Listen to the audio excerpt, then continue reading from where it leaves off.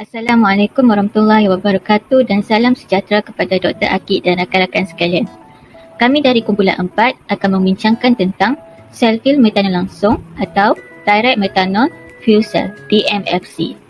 Ini ialah senarai nama ahli-ahli kumpulan kami. Cara kerja fuel dipilih. Sel fuel metanol langsung atau dikenali sebagai DMFC ialah subkategori sel fuel pertukaran proton di mana metanol digunakan sebagai fuel. Pemakin platinum ruthenium pada anod DMFC mampu menarik hidrogen daripada metanol cecair air. Menghapuskan keperluan itu adalah untuk pembaruan fuel. Oleh itu, metanol tulen boleh digunakan sebagai fuel. Seterusnya, kelebihan utama DMFC ialah memudahkan pengangkutan metanol dalam keadaan cecair padat, tenaga tetapi cukup stabil pada semua keadaan persekitaran. Metanol tidak mahal tetapi mempunyai ketumpatan tenaga yang agak tinggi yang boleh diangkut dan disimpan dengan mudah. Kecekapan penukaran tenaga teori termodinamik DMFC ialah 97%.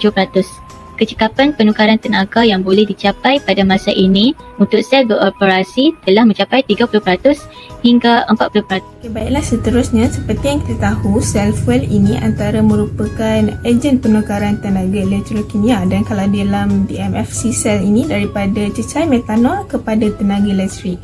Dan harus juga kita tahu bahawa sel fuel ini seakan seperti bateri. Dan kalau dalam DMFC fuel ini, antara bahan komponen utamanya ialah membrane electrode assembly di mana ianya sama seperti PEM cell yang menggunakan membran polimer sebagai elektrolit, platinum ruthenium catalyst sebagai anode dan juga terdapat cathode yang menggunakan platinum catalyst. Okey, baiklah, saya akan menerangkan dengan lebih lanjut mengenai proses-proses yang berlaku. Okey, platinum ruthenium catalyst ataupun anode akan mengoksida metanol ataupun oksidas metanol kepada karbon dioksida, proton dan elektron, dan proton yang terhasil tersebut akan pergi ke membran yang dipanggil sebagai proton conducting membrane dan akan sampai di kathod. Dan di kathod, gas oksigen akan bergabung dengan proton dan proton dan elektron dan menghasilkan air. Oleh itu, tindak balas keseluruhan dapat lihat produknya ialah karbon dioksida, proton dan juga elektron. Okey, untuk keterangan yang lebih jelas, di sini juga terdapat animasi pergerakan ion daripada anode dan proton yang terhasil akan melalui proton conducting membrane ke kathod dan ion-ion akan bertindak balas dan menghasilkan produk air. Sekarang saya akan membentangkan tentang suhu operasi DMFC. Suhu operasi DMFC merupakan salah satu suhu yang amat terendah dalam sel fuel, iaitu 20 hingga 90 Celsius sahaja. DMFC yang beroperasi di suhu yang amat rendah berpotensi sebagai kuasa peranti mudah alih. Hal ini kerana selalunya peranti mudah alih mempunyai suhu yang normal, iaitu antara julatnya 37 Celsius. Oleh itu, ia mudah mengendalikan kerana kita tidak bimbang tentang suhu DMFC. Baiklah, saya Muhammad Yusuf bin Abdul Muiz yang akan membincangkan mengenai aplikasi DMFC. Seperti mana yang kita tahu, DMFC ini hanya mampu beroperasi pada suhu yang rendah di mana elektrolitnya dalam bentuk cecair. DMFC juga hanya mampu menjana kuasa bagi peralatan elektrik yang memerlukan kuasa yang rendah untuk beroperasi. Seperti mana yang kita lihat dalam gambar raja pada skrin anda, berikut merupakan jenis sel fuel bagi DMFC, PEMFC, SOFC, AFC, PAFC, MCFC. Tetapi saya ingin fokuskan kepada DMFC saja, di mana kalau kita lihat di sini DMFC hanya mampu beroperasi bagi peralatan elektrik yang memerlukan kuasa operasinya pada tahap yang rendah. seperti 1 watt, 10 watt ataupun 100 watt seperti telefon bimbit maupun komputer riba. Itu saja daripada saya. Ialah contoh-contoh produk DMFC. Pertama sekali ialah FSC Energy dari Germany.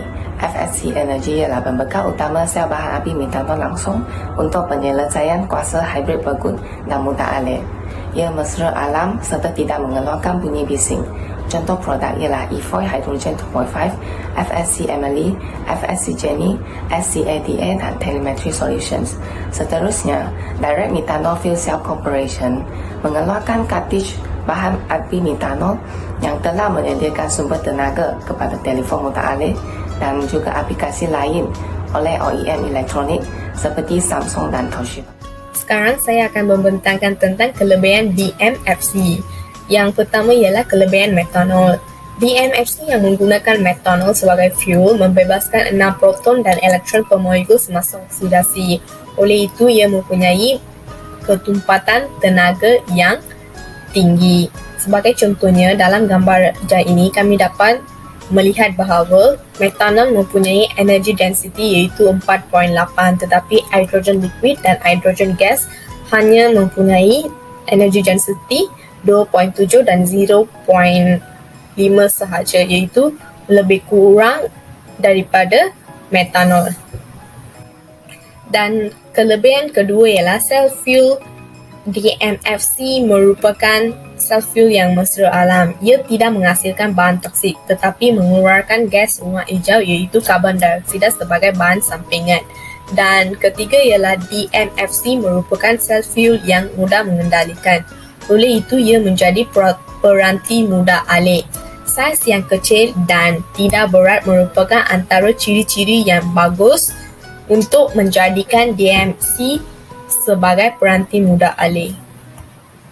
Kekurangan DMFC ialah kos pembuatannya yang tinggi sehingga menghalang kejayaan pengkomersialannya. Pengangkutan jisim spesies yang berbeza dalam DMFC telah pun mempengaruhi prestasi, kestabilan operasi dan ketumpatan tenaga isi batu sistem. Tambahan pula, kinetik elektropengoksidaan atau dalam bahasa Inggeris, electro-oxidation kinetics menjadi perlahan dan hal ini telah menjadi satu langkah yang mengehatkan kadarnya.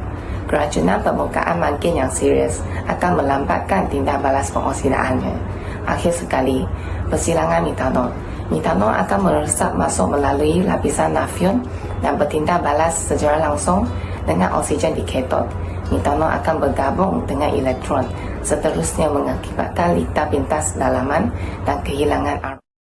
Ini sahaja daripada kumpulan kami. Sekian, terima kasih.